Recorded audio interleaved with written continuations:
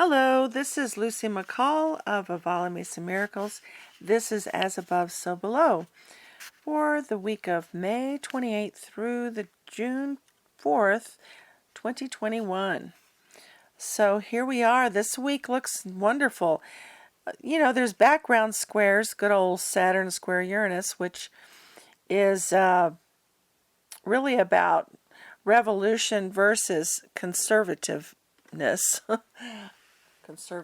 or something. And then the in-betweens of all that, but that is kind of the way it is this year, kind of as a background major aspect, Uranus square Saturn. There we have it. It's just ongoing and has a lot to do with some people wanting to hold on to the old conservative way and other people wanting to jump into a new paradigm. So, and it's the conflict within, because it might be also that we all have that conflict within ourselves. So, but that's a background thing, and we're coming into the exact later. We had one in February, and now we're going to come into another. But the main aspects this week are all trines, or three trines, and a conjunction, and an inconjunct, and a sextile. And also, you have the famous Mercury Retrograde starting tomorrow. And that will be at 4:34 p.m. our time, Mountain Standard Time. And, everybody always makes a big deal about Mercury Retrograde. Well, this one actually may be more of a big deal than we usually have to participate in. And that Mercury conjuncted the eclipse, and the eclipse, it has a loose square to Neptune, and also a trine to Saturn, so it can be good for getting things done. But one thing we can have to be aware of right now is just not, being very, very careful about contracts and decisions and what we say. Whatever we say right now could just get permeated into reality in a way that you didn't really want to do, and so we have to be careful. It can be really spacey right now.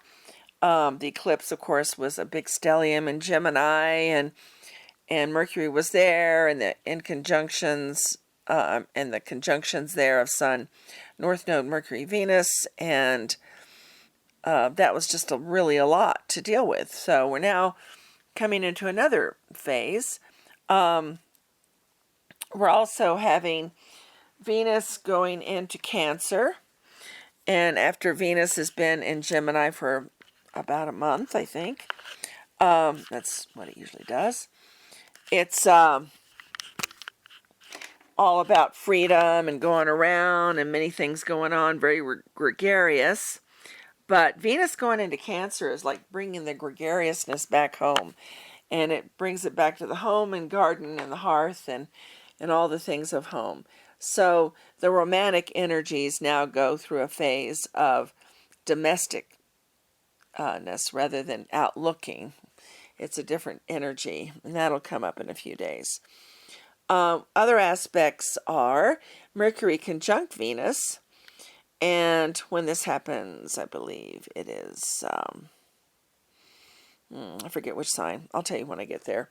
But it's right away. It's still in Gemini. Okay, so Mercury conjunct Venus. All right, well, that's good for communication. However, there's this kind of square to Neptune, which makes it not so clear about our communications and our desires about what we want in a relationship, etc., or even our creative process, especially if it deals with words. And then, of course, Venus is visual arts and music, so all of it. It may be just kind of funny. And then we have Venus in conjunct Pluto. This, and in conjunction is kind of a stressful point. And when it's in conjunct to Pluto, this is trying to, resolve a lot of romantic issue, which seems to be what's going on for a couple of months now, of just what we want, what we're trying to do. Venus in conjunct Pluto is kind of overly possessive sometimes and can get obsessive about someone they're with and want to like hold on to them and kind of ensnare them and take a prisoner, that kind of thing. And then we have a Mars trine Neptune. That's pretty good.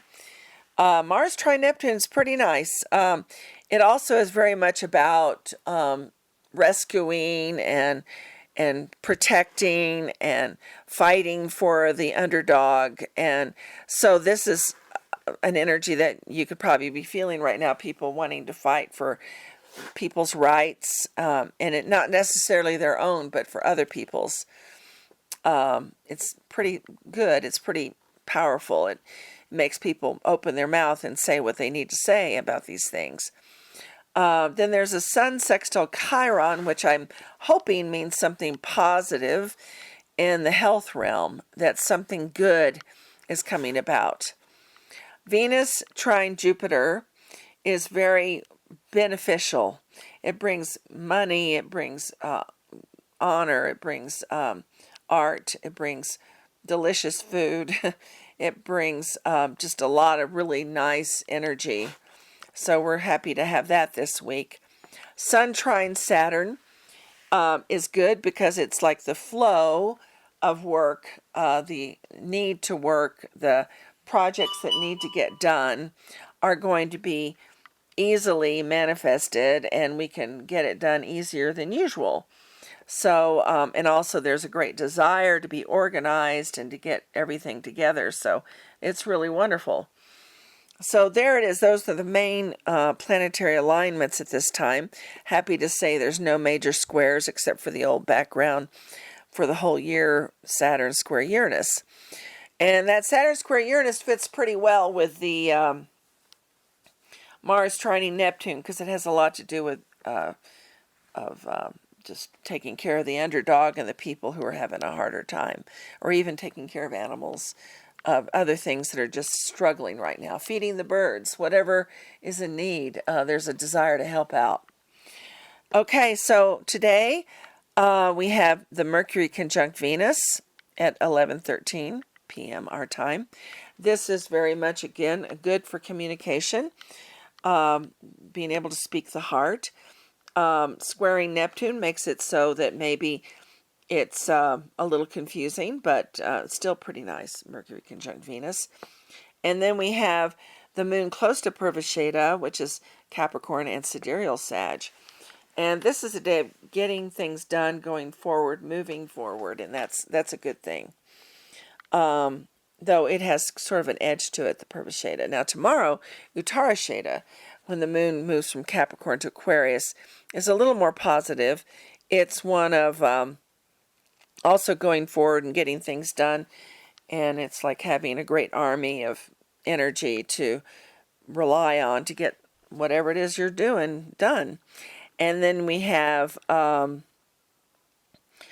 opposed Mars early in the morning, or 8:36, not that early, but kind of a little angst, wanting to get things done quickly, get moving, which is nice, or in the morning to feel that way, I think. And then moon sextile Neptune at 10:13 a.m. is one of kind of poetic dreaminess, where you got everything all lined up and you can sit for a minute and contemplate, meditate, do something spiritual. Then we have moon in conjunct Mercury Venus between 1:07 and 2:23 p.m. And this is the emotional energies trying to find balance with your communications about your heart, about how you feel. So that might be a little funny in that for an hour and a half or so. Then moon conjunct Pluto at 4:15 p.m. is one of something that has been mysterious and unclear coming clear to you, and you getting to see what is really going on with some issue or another. So that's nice. And then we have Sunday. Sunday, this is a day when the moon is early Aquarius to the half point of Aquarius, and it is called Shravana or Altair. That is where it's near.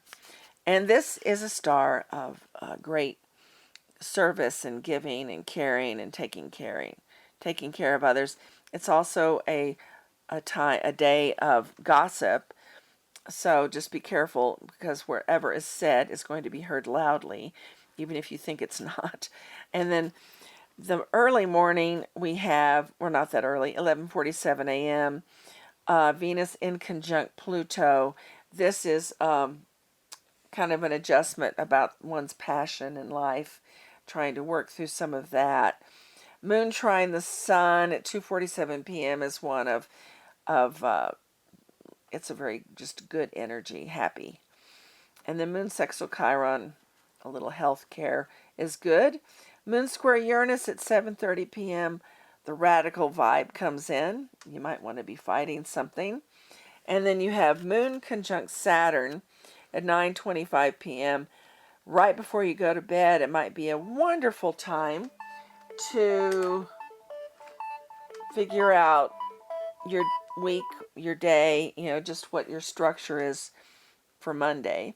And then Mars trine Neptune at 11:15 p.m. This energy is around for a few days before and after, but about that time you might be like, boy, I've really got to defend this situation. I've got to take care of this underdog situation.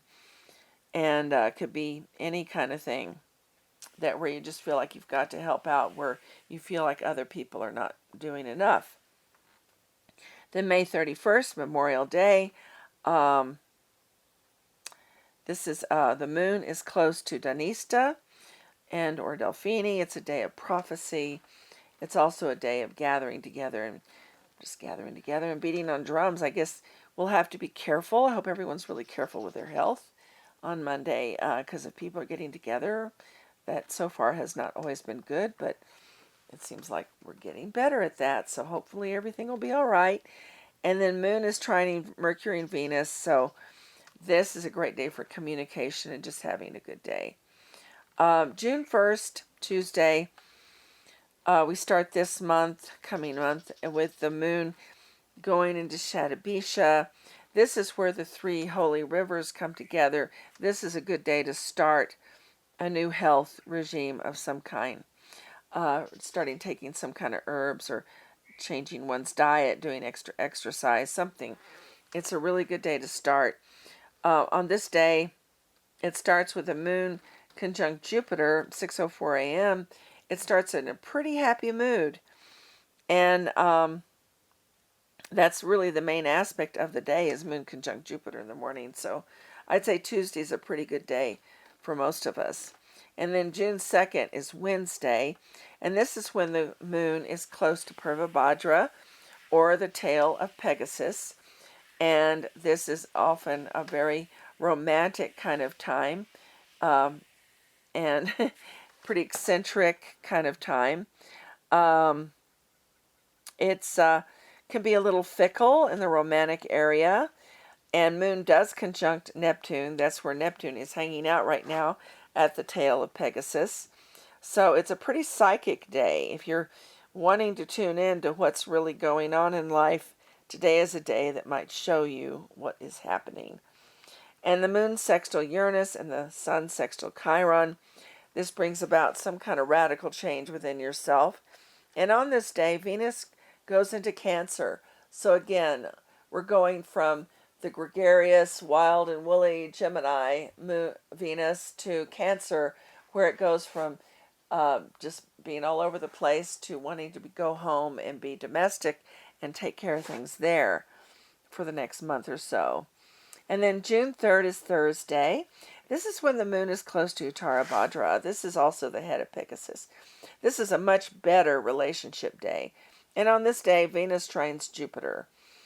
And then Sun trines Saturn. It actually is a very good day to make a commitment in a relationship, or a commitment to your own creative path. Venus and Jupiter are all about the creative, and Sun trines Saturn is about the discipline. So it is actually a very good day to start something that's been important to you. And it's also kind of a whimsical day, being that Pegasus is where the moon is. Now, June 4th is Friday. And the moon moves from one part of Aries to the other. And it's at Revati, which is one of the sweetest places in the sky. It's a good day for a short journey. It's a good day for getting something really solid done in your life, as the moon sextiles Saturn and the moon sextiles the sun. Very creative, very disciplined for getting work done. Also, in terms of planting, since we've gone through the full moon, we're on the perennial side of things, or the root vegetable side of things. So this week, Friday is a good day, and so is Tuesday and Wednesday and Thursday and Friday also are really good days to be planting. The other days are great for cultivating, pull the weeds, get rid of things that you don't want in the garden, or just, take good care of it. These other days are great for just nurturing them. All the days from, like I said, Tuesday through Friday are excellent for that.